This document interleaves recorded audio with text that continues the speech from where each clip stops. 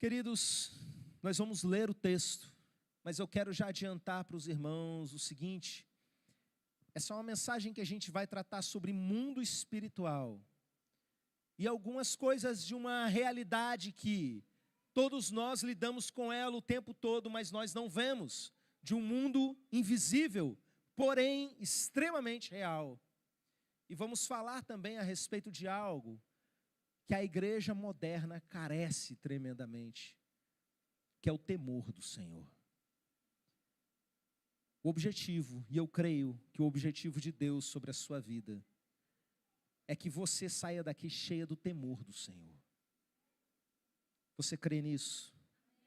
Que você pode crescer em temor? Vamos ler a palavra do Senhor, 1 Coríntios, capítulo 10, a partir do verso 14, onde lemos assim: Portanto, meus amados, fugi da idolatria. Falo como a criteriosos. Julgai vós mesmos o que digo. Porventura, o cálice da bênção que abençoamos não é a comunhão do sangue de Cristo?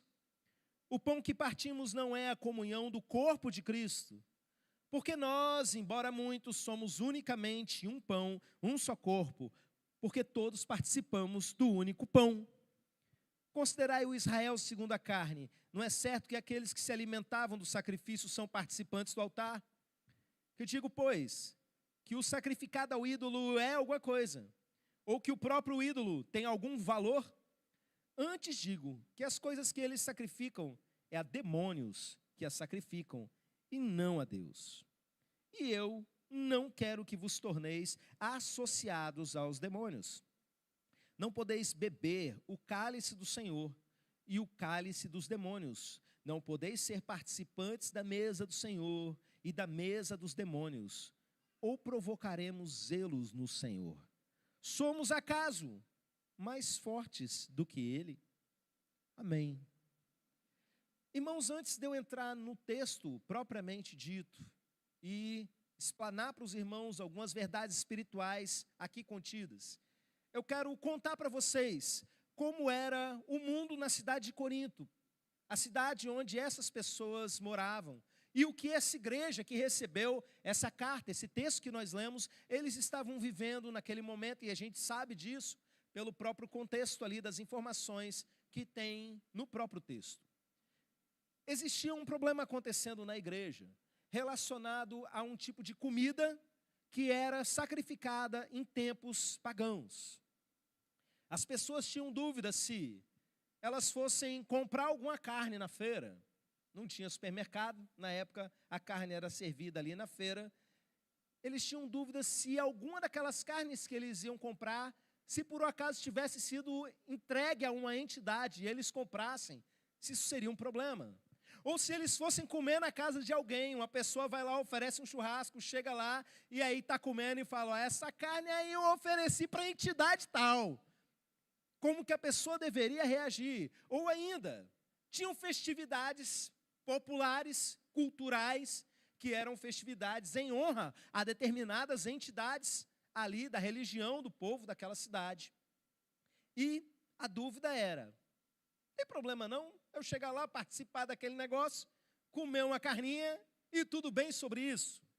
E Paulo, nesse texto e na sequência completa que você pode ler depois, ele vai esclarecendo algumas coisas a respeito disso. Ele fala que o ídolo em si, ele não é nada. E que, por exemplo, você vai chegar no mercado para comprar, nem pergunta. Não é como se tivesse ali uma entidade com um rabo amarrado no pedaço de carne e você vai comer e aquele trem vai entrar para dentro de você. Não é assim que funciona. Ah, mas se estiver ali com alguém e de repente alguém entrega aquilo e essa coisa, eu vou comer e a pessoa fala: isso aí foi entregue a tal entidade. É por causa da consciência dos outros mais fracos na fé, não coma. É isso que ele fala em determinada parte do texto. Mas com relação a ir participar da festividade em si, Paulo começa a falar algumas coisas bem pesadas para esse povo dessa igreja que vivia aqui nesse contexto. Não é exatamente o nosso contexto, meus irmãos, mas é um contexto muito parecido, não só com o nosso, mas com boa parte da população mundial.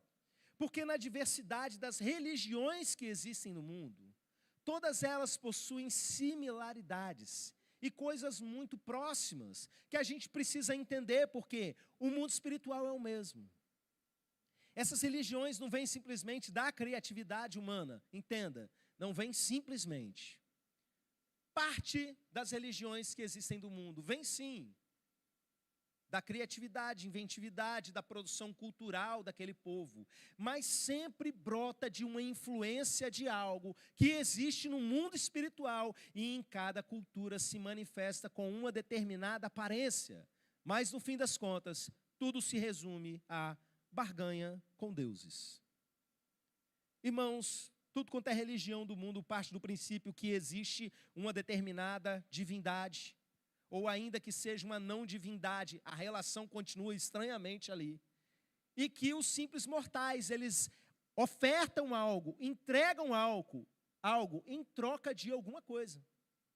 Faz uma oferenda, não é? Num altar, numa encruzilhada, seja onde for, é assim em muitos cultos e religiões, mundo afora, seja Oriente, seja Ocidente, seja África, seja onde for, entrega-se algo na expectativa de que a divindade, em troca, melhore algo na sua vida. É uma barganha, é sempre uma troca. E às vezes, grupos que se dizem cristãos, eles praticam basicamente a mesma coisa. Quando eles se relacionam com Deus na base da barganha. Eu entrego o meu dízimo como uma forma de comprar a bênção. Eu vou entregar aqui, Deus vai ser obrigado a me abençoar por conta disso. A lógica pagã é a mesma. O princípio é sempre o mesmo. Eu vou fazer coisas boas, porque eu tenho que fazer por onde? Eu faço várias obras, e aí Deus vai lá e vai me recompensar por isso, por isso, por isso. Irmãos, a gente faz boas obras, mas é porque o amor de Deus entrou em nós. Nós somos ensinados que isso é correto, e não de maneira interesseira, para melhorar um karma, para melhorar a situação na outra vida, ou qualquer coisa desse tipo.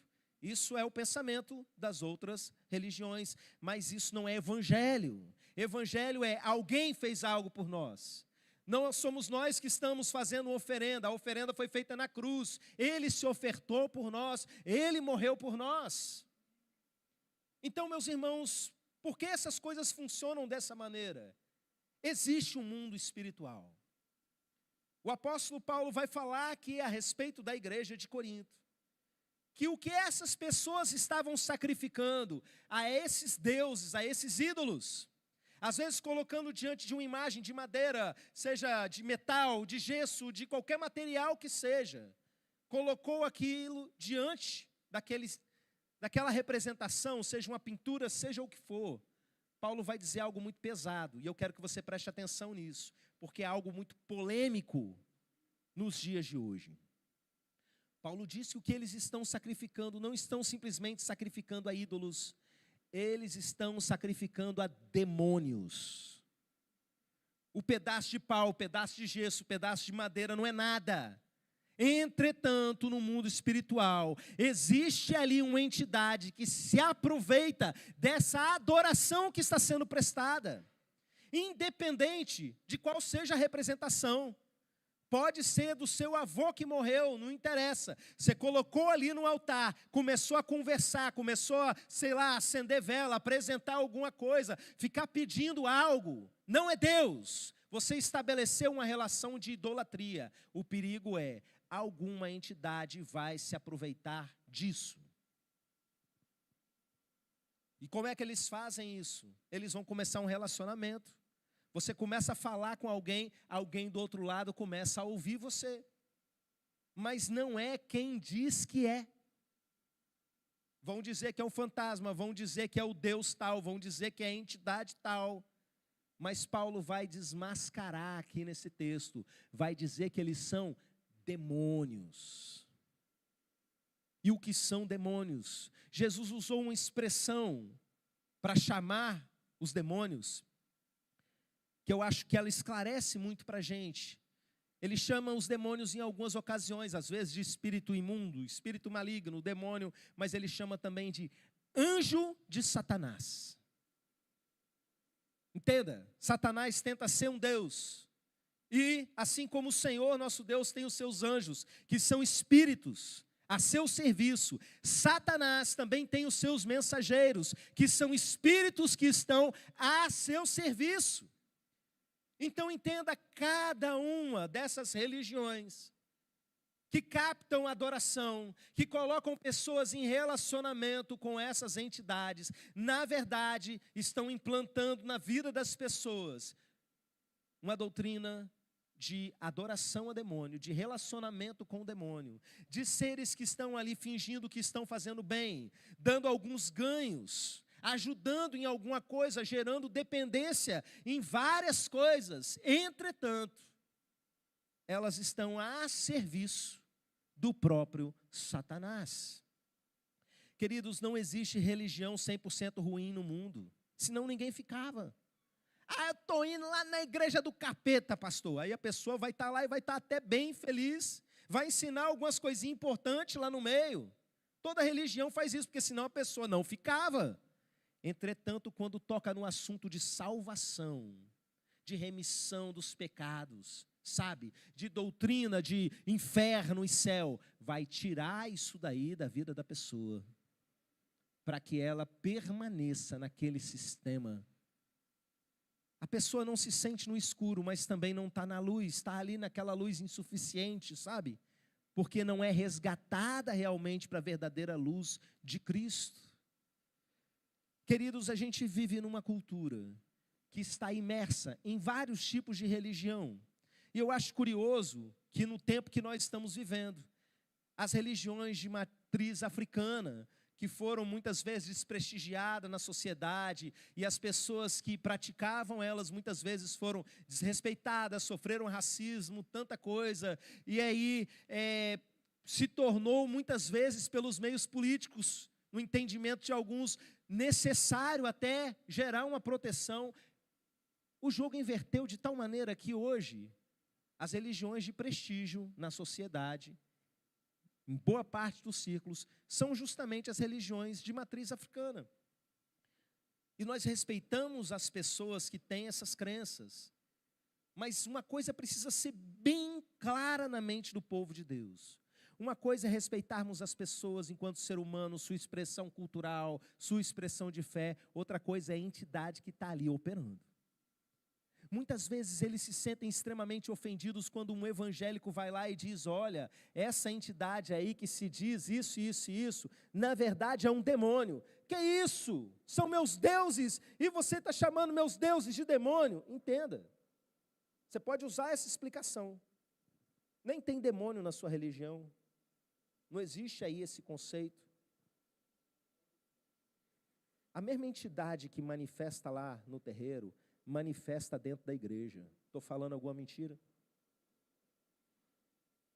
Quantas e quantas vezes, como pastor, em retiros, atendendo famílias da igreja, ou até mesmo aqui dentro desse espaço, eu vi entidades se manifestarem e se apresentando com o nome cultural de cada religião. Então, não é uma questão de preconceito. Nós amamos cada uma dessas pessoas, respeitamos cada uma dessas pessoas, mas entenda, é o mesmo objeto de estudo chamado por nomes diferentes e tudo bem sobre isso. Lá eles chamam de deuses. Vocês estão chamando os nossos deuses de demônios. Não, vocês estão chamando aquilo que nós chamamos de demônios de deuses. Vocês querem chamá-los de deuses, nós respeitamos, mas aqui nós entendemos que eles são demônios, essa é a nossa fé. Irmãos, quantas vezes a entidade vem, manifesta e começa a falar: eu não vou falar aqui para o pessoal não fazer corte na internet e botar como se eu estivesse fazendo preconceito, racismo religioso, qualquer coisa desse tipo. A gente tem que tomar muito cuidado com live, né? Mas entenda, a entidade manifestou ali na minha frente, meus irmãos. Eu estava orando lá no monte, o pessoal foi lá mandar me chamar, porque estava lá um menino endemoniado. Quando eu cheguei, eu sou isso do não sei das quantas, eu sou esse que tranca não sei o quê, eu sou, e foi falando aquele monte, eu fui olhando assim, para mim é tudo demônio, a Bíblia diz que você é demônio, sai agora em nome de Jesus. Aí o bicho mostra a verdadeira cara, não é? E vai saindo, sai, pronto, fim de papo. A gente não fica ouvindo conselho amoroso de entidade, pelo amor de Deus. A gente fala, cala a boca e sai. Lá eles fazem isso, vão pedir opinião, vão saber, o que você tem para me dizer sobre essa área da minha vida? Aqui não. Aqui a gente pede para Deus, aqui a gente pede para o Espírito Santo de Deus, e quando manifesta aqui, a gente fala, sai agora, porque para a gente isso é demônio. Isso é sério. O texto está dizendo para a gente, essa é a nossa fé. Eu estou falando aqui que o texto está dizendo para a gente, meus irmãos, porque talvez você não tenha a experiência de vivência disso que eu tenho. Talvez você seja um crente que ainda acredita em espírito, que ainda acredita em fantasma, que acredita que algo que se manifesta aqui e ali, é o fantasma de fulaninho que morreu. Irmãos, incorporou numa pessoa, você repreende em nome de Jesus, manifesta, mostra a verdadeira face. Essa é a experiência que muitos de nós cristãos, que lidamos mais diretamente com essa área, temos vivido. Então entenda, nós estamos inseridos em uma sociedade em que tudo isso é muito natural e exposto. Eu estava assistindo um filme ontem à noite com os meus filhos, e um cara foi beber uma cachaça, e ele pegou e jogou um pouquinho assim, e bebeu. Aí meu filho virou e perguntou assim, pai, por que ele jogou um pouquinho? Aí eu, ele jogou para o santo. É uma forma de consagrar, natural. Tem gente que nem é da religião, mas naturalmente faz isso. O exemplo que eu sempre dou lá no retiro, né? Falou alguma coisa, vai lá e toque, toque, toque. 3 toquinhos na madeira, que é uma imprecação do candomblé. Isola, pé de pato, mangalô 3 vezes, sei lá como é que é. Os irmãos que tiveram vivência lá vão saber falar melhor a respeito disso.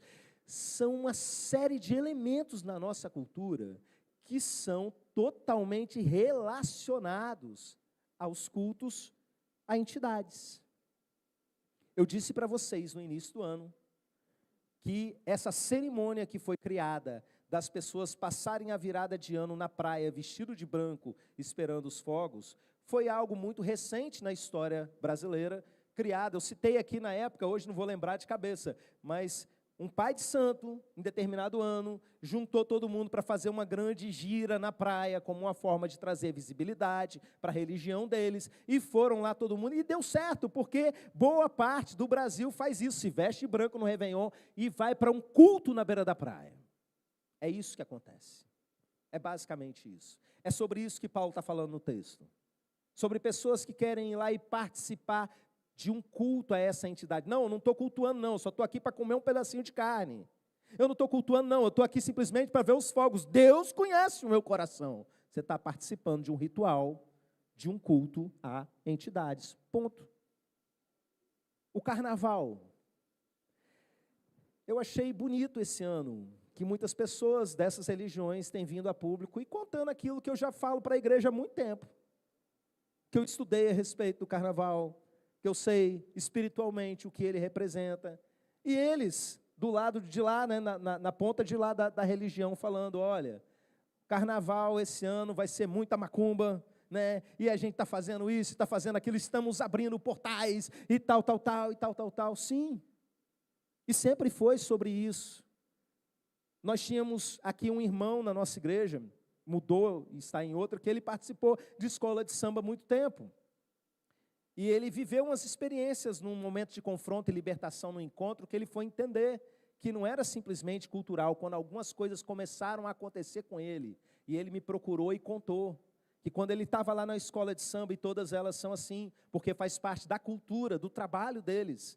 Cada ala da escola de samba era dedicado a uma determinada entidade. Sempre se soube disso. O grande público às vezes não tem essa noção, mas quem está lá sabe. Faz parte da cultura, da religiosidade deles. E a escola de samba toda homenageia geralmente uma entidade principal. E as pessoas estão ali em uma celebração, em um tipo de culto. O ambiente do que acontece durante o carnaval é um culto a entidades, mesmo que muitas pessoas não saibam, estejam ali por outras motivações. E a gente vai chegar no que Paulo fala a respeito disso, dessa participação. Mas eu quero que você entenda nesse grande preâmbulo, para você entender a realidade do mundo espiritual por trás de tudo isso. Que existem sim ali nesses ambientes, entidades que estão desenvolvendo relacionamento para interferir diretamente na vida de pessoas que acabam se relacionando com elas. Há um tempo atrás, eu tive contato com um material de pesquisa de um cara chamado Mikhail Bakhtin. Quem aí é da área da educação, com certeza já esbarrou com os textos desse pesquisador, influenciou muito a educação. É um pesquisador russo, que morreu no século passado, mas ele, entre as muitas pesquisas que ele fez uma pesquisa na literatura, relacionada à carnavalização na literatura. E aí ele foi pesquisar a origem do carnaval.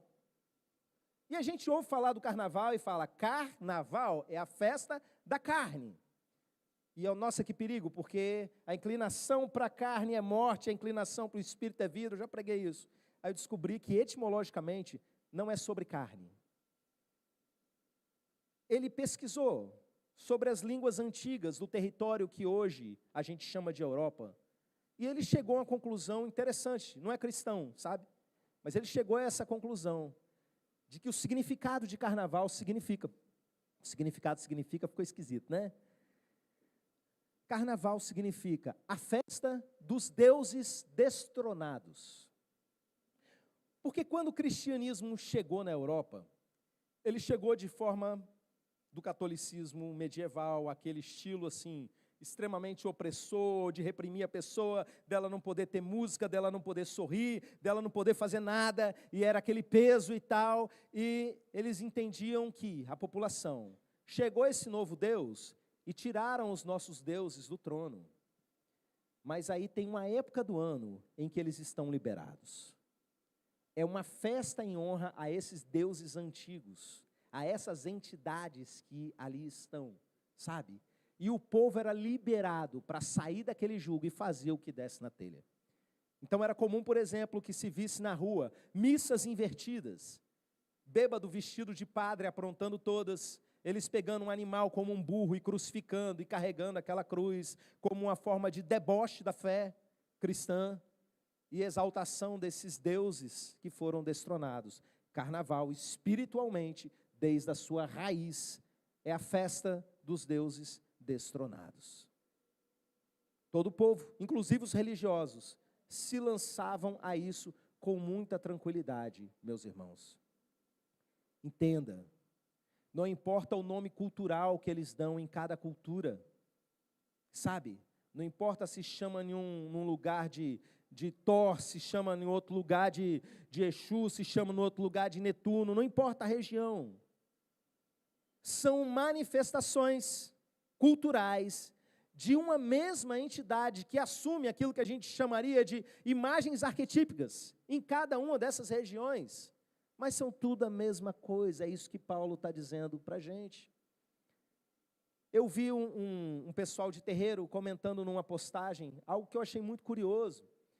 Eu sei que há uma diversidade muito grande, cada um segue uma linha, mas uma pessoa falou o seguinte, que na verdade a entidade que ela servia, havia dito para ela que ela não era exatamente aquilo que ela se mostrava, mas que ela assumia aquela forma cultural para que fosse mais fácil para aquelas pessoas se relacionarem com ela. Aí uma menina foi no comentário e falou assim, olha, um preto velho falou para mim que na verdade ele nem é preto nem é velho, e que ele aparecia assim para poder ser algo que a gente conseguisse entender melhor. Eu achei aquilo interessante, sabe? Eu sei que não é o pensamento de vários, mas é exatamente isso que eu tenho dito há muito tempo. Nenhum deles é aquilo que realmente eles dizem ser. E tendo dito isso, meus irmãos, e você entendendo isso, que há uma batalha no mundo espiritual relacionado a essas questões, a pessoas que estão cada vez mais se entregando em relacionamentos a entidades. Eu preciso entrar em algumas verdades profundas desse texto. E que eu acredito que tem muito a ver com a sua vida que nem está lá. Os crentes que estão aqui não estão indo para o carnaval, estão na igreja, né? Nem estão fazendo plano para ir, em nome de Jesus. Mas existem algumas coisas aqui chave a respeito desse entendimento nosso de batalha espiritual, que precisa ser compreendido. Primeiro versículo que nós lemos diz assim: portanto, meus amados, fugi da idolatria. Lembrando, idolatria é o que mesmo? Tem a ver com você colocar no lugar de Deus algo ou alguém. Existem expressões religiosas que se relacionam com vários tipos de entidades, de pessoas que dizem que morreram, estão ali como entidades, seja santo, seja o que for, o nome que se chama. Mas a partir do momento que você orou para ela, ao invés de orar para Deus, você se encontra em idolatria. Existem pessoas que tratam isso com muita naturalidade. Eu sirvo várias entidades e eu sirvo a Deus e tenho o meu Jesus. Biblicamente, não. Biblicamente, você serve um único Deus. E se você diz que está servindo a outros, você virou as costas para Ele e está enganando a você mesmo. Não quer dizer que Ele deixou de te amar ou qualquer coisa desse tipo, mas você não está em comunhão com Ele. Não se pode servir a dois senhores. Esse é um ponto fundamental da nossa fé. Portanto, meus amados irmãos, fugir da idolatria. Mas aqui a primeira palavra nos chama a atenção. E uma ovelha, assim, assídua das mensagens do pastor Clériston, fala para mim o que chama atenção nessa primeira palavra. Portanto, é um o quê? Começou com a conjunção, meus irmãos, você tem que olhar o que veio antes. Todo texto que começa com uma conjunção, você precisa saber o que foi dito antes. Se eu falar assim, ó, o cachorro está solto, portanto, saia correndo. Houve uma frase, uma oração, perdão, dita antes do portanto. Então, existe uma relação de ideia aqui, sabe, que a gente precisa entender. Por que ele está falando, portanto, meus amados, fugir da idolatria? Paulo, na perícope anterior, no pedaço do texto anterior a esse, ele vai contar algumas coisas do tempo do Velho Testamento. E aí, ele conta esses episódios lá do povo de Israel. E às vezes a gente olha para o Antigo Testamento e fica assim, eu gosto mais do Novo Testamento, né? Porque é uma realidade tão diferente, aconteciam umas coisas tão esquisitas. Irmãos, tudo é palavra de Deus. Entenda isso. E Paulo vai dizer aqui nesse texto, essas coisas foram escritas para exemplo para a gente. Não está lá à toa, sabe? Era do tempo da lei, eu sei, não é a minha realidade. Entretanto, está escrito ali por uma razão, para servir de exemplo. E é esse o argumento de Paulo. Ele fala assim, o povo que estava lá, no deserto, esse povo tinha vivido grandes coisas com Deus.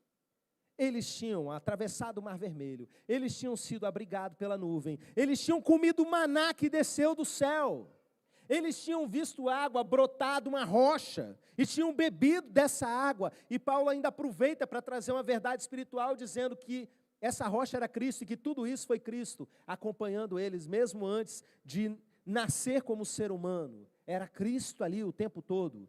Só que esse povo que viveu grandes e poderosas experiências com o Senhor, se entregou a idolatria, imoralidade e murmuração. E cada vez que Paulo vai falando uma dessas coisas que eles se entregaram, se entregou à idolatria, e aí aconteceu isso com eles, morreu tanto nesse dia, e aí se entregaram à imoralidade, aí surgiu isso com eles, foram lá, apareceram uma serpente, saíram picando todo mundo. E aí vieram esse daqui e se entregaram à murmuração, morreu, mas outro tanto. Ele vai explicando a consequência, ele fala isso. Olha, gente, essas coisas aconteceram para servir de exemplo para a gente do perigo que essas coisas são. E é nesse contexto que Paulo vai falar dois versículos muito conhecidos da igreja. Ele vai falar, por exemplo, aquele que está de pé, toma cuidado para não cair, cuide para que não caia. Ou seja, todos vocês correm o perigo de cair na idolatria, de cair na imoralidade e de cair na murmuração. Esse é o contexto desse versículo. E na sequência ele diz, olha, nenhum ser humano é tentado acima de suas forças. Não vem tentação que não seja humana, porque Deus é fiel. Porque quando vem a tentação, o nosso Senhor é justo, Ele dá também o escape. A gente cantou aqui duas canções que falam a respeito disso. O escape. Textos muito conhecidos. Mas você já tinha se atentado que ele está falando sobre idolatria. Ele acaba de dizer isso e fala assim: portanto, irmãos, fujam da idolatria. Sabe por quê? Porque você corre o risco de cair em idolatria. Porque idolatria, embora num contexto mais imediato, tenha a ver com você estar conversando ou fazendo algum tipo de acordo, oferenda, reza, seja o que for, para uma imagem diante de você, para um ser que não é o próprio Deus. Ele é muito mais do que isso, porque tem pessoas que idolatram outros seres humanos ainda em vida. Tem uma referência tão forte em uma pessoa, que de repente começa a idolatrar essa pessoa. E por trás de cada ídolo tem um demônio, ainda que essa pessoa, esse ídolo, seja o seu marido vivo. Ainda que seja um líder seu, que não tem nada a ver com o demônio, mas por causa da sua idolatria, você acaba atraindo o demônio sobre a sua vida por conta disso. Existe um tipo de idolatria que é a idolatria de você mesmo. Idolatria dos seus desejos sexuais. Irmãos, como tem crente idólatra dos seus desejos sexuais. Ah, eu não consigo, pastor, ficar firme. A luta é muito grande. É isso, é aquilo outro. Sabe por quê? Porque o seu desejo é um altar na sua vida. Jesus não reina ainda sobre essa área da sua vida. As pessoas se desviam da presença de Deus. Por quê? Porque existe um ídolo chamado sexualidade. A partir do momento que existe um ídolo, atraiu entidades. Se relaciona dessa maneira. Arrebenta com a vida da pessoa inteira, meus irmãos. Então a primeira coisa que vai dizer, olha para o povo do Antigo Testamento, vê o que aconteceu com eles, e esse entendimento é importante para o final da mensagem, segura isso, olha o que eles atraíram sobre a vida deles, fica de pé, não caia, não existe tentação que seja tão forte, portanto, fuja da idolatria. E aí Paulo começa a dizer o seguinte: eu estou falando com gente inteligente. Estou falando com gente que tem discernimento. Então julgue vocês. E ele começa a mostrar algumas coisas da realidade espiritual. Ele fala assim: uma pessoa que vai para a ceia do Senhor, que pega o cálice da bênção, é o cálice da aliança, do sangue de Jesus, e toma isso, ele está participando do altar do Senhor, da mesa do Senhor, ele tem comunhão com o Senhor. E aquele que come o pão que foi partido, que representa o corpo de Cristo, ele faz parte do mesmo pão, da mesma massa que é o povo de Deus. Ele tem comunhão com esses irmãos. Existe uma comunhão com o Senhor na ceia, e existe uma comunhão entre os irmãos, é algo sagrado, é um culto que está acontecendo no momento da ceia. E Paulo fala: julgue vocês, essas pessoas que participam desse altar, não participam disso? Então, esses que estão sacrificando a essas entidades, a esses ídolos, eles estão fazendo isso a demônios. Então, quando você vai lá e participa, você está tendo comunhão com eles, com esses demônios. E Paulo vira e fala ainda o seguinte: como é que eu posso ter comunhão com a mesa do Senhor e com a mesa de demônios?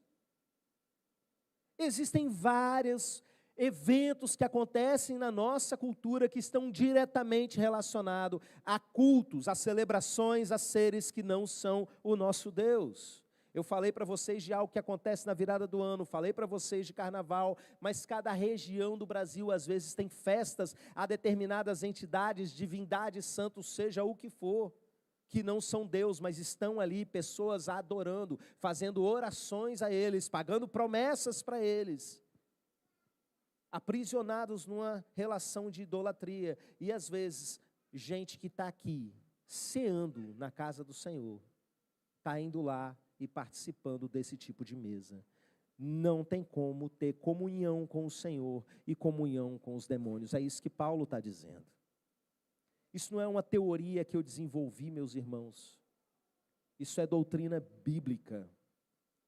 E qualquer pessoa lendo a Bíblia, claramente ali, leia de novo, leia outra vez, não vai chegar a uma interpretação diferente, porque não é uma questão de interpretação, mas de compreensão do que o texto está dizendo. Não seja você alguém que vai participar de mesa de demônios, seja ela qual for. E aí o apóstolo Paulo vai fechar esse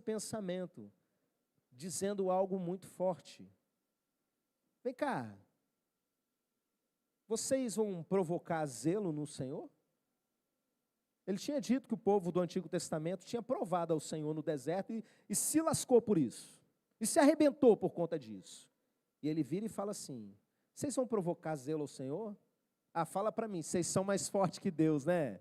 Estão querendo comprar briga com Deus porque você malhou muito, está fortinho, né?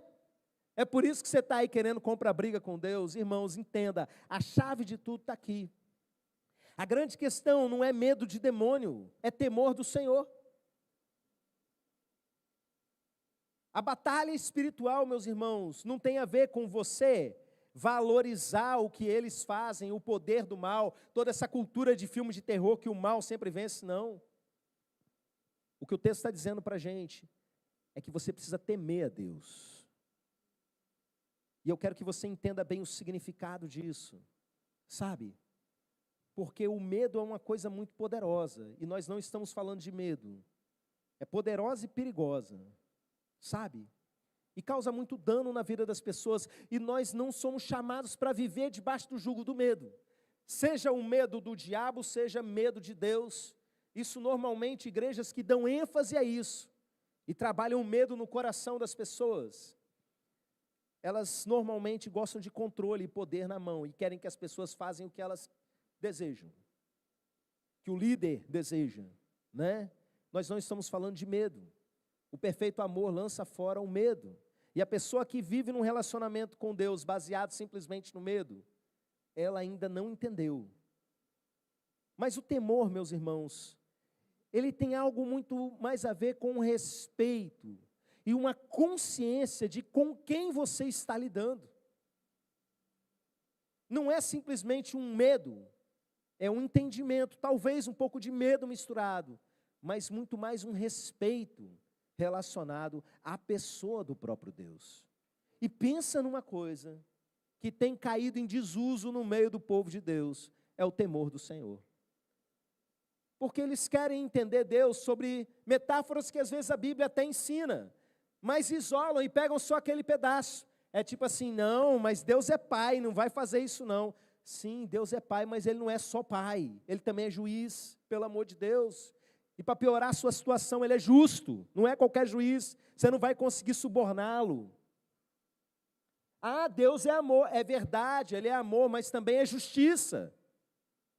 Não dá para você recortar um pedaço da Bíblia e querer, sabe, adequar a sua vida só aquele pedacinho. Entenda, conheça quem Deus é. E você precisa saber quem Ele é para se relacionar de forma respeitável. O povo do Antigo Testamento que Paulo estava citando perdeu a noção do perigo. Tinha Deus como pai sobre eles, como provedor sobre eles, mas não teve a consciência do tamanho do risco que eles estavam correndo, porque o nosso fogo, nosso Deus, mesmo sendo tudo isso, Ele é fogo consumidor. Eu ouvi uma vez uma comparação com um leão. Jesus é o leão da tribo de Judá, sabe? E quem aqui assistiu as Crônicas de Nárnia? Assisti os 3 filmes com os meus filhos, confesso que eu não gosto muito não, sabe? Mas assisti os 3 filmes com eles, tá para sair um outro, a gente vai ver também quando sair. E Jesus ali é representado simbolicamente pela figura de um leão. As crianças estão ali do lado dele, o leão é uma coisa tão fofinha, tem aquela juba assim, né? Dá vontade de abraçar igual um puff, encostar a cabeça. Mas quando esse leão, ele solta um rugido, meus irmãos, que a floresta inteira tudo estremece, sabe? Às vezes as pessoas estão se relacionando com Deus, achando que Deus é uma coisa simplesmente fofinha, é o meu papai, Ele é o seu pai, é verdade, glória a Deus por isso. Mas quando Ele rugir, não seja um rugido para você, porque o nosso Deus, Ele é justo, e é perigoso, dura coisa é cair nas mãos do Deus vivo. Isso não é para você viver com medo, isso é para resgatar um respeito no seu coração. Queridos, quando a gente fala em batalha espiritual, o nosso temor nunca tem que ser para os demônios, tem que ser para Deus. O cerne de tudo desse texto que está falando, olha, toma cuidado com a idolatria. Sabe por quê? Porque idolatria é adultério espiritual. Idolatria é você colocar algo no lugar de Deus, que é o esposo da noiva, que é aquele que deve estar unicamente no relacionamento com você. E ele não tem que ser único na sua vida porque ele é egoísta ou qualquer coisa desse tipo. É porque nada que você colocar no lugar vai dar conta. Deus precisa ter a primazia na sua vida, para que você esteja num relacionamento correto com Ele. Não provoca Deus, não. Ele te oferece a mão como amigo. Não seja um Judas na vida dele. Não seja alguém que, por conta de qualquer coisa, por um evento social, seja lá o que for, você abre porta para relacionamento com o demônio na sua vida. E olha, mais uma vez eu digo, não é porque o demônio vai entrar na sua casa, vai bagunçar, vai jogar um contra o outro, vai atrapalhar nas finanças, vai fazer doença, tudo isso aí faz mesmo. Cansado de ver. O perigo não é ele. O perigo é o Deus que você está provocando. Esse entendimento precisa estar sólido no seu coração. Tema o Senhor. O temor do Senhor é o princípio da sabedoria. Não viver com medo, mas ter noção de quem Ele é. Sabe? Voltando para o reino animal, algumas serpentes são muito bonitas, e as pessoas não têm noção do que são quando vão colocar a mão, crianças principalmente. Tenha noção de com quem você está se relacionando. Tema ao Senhor. O Aslan é um leão lá nas histórias das Crônicas de Nárnia, muito fofo, muito belo, muito amoroso, com aquela voz mansa, mas quando precisa entrar na batalha, sai da frente. Tema o Senhor. Deixa eu orar pela sua vida. Se coloque de pé nesse momento.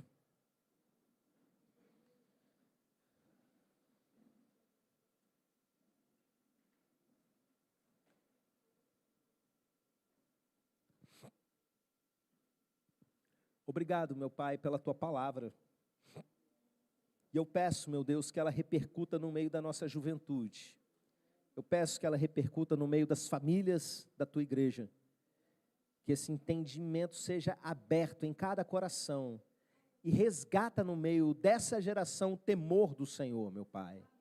Esse respeito, essa reverência pela Tua santidade, Senhor. Em nome de Jesus. E venha nos guardar de todo mal, de todo ataque das trevas, de toda e qualquer cilada, meu Deus, que venha sendo armada contra nós, meu Pai.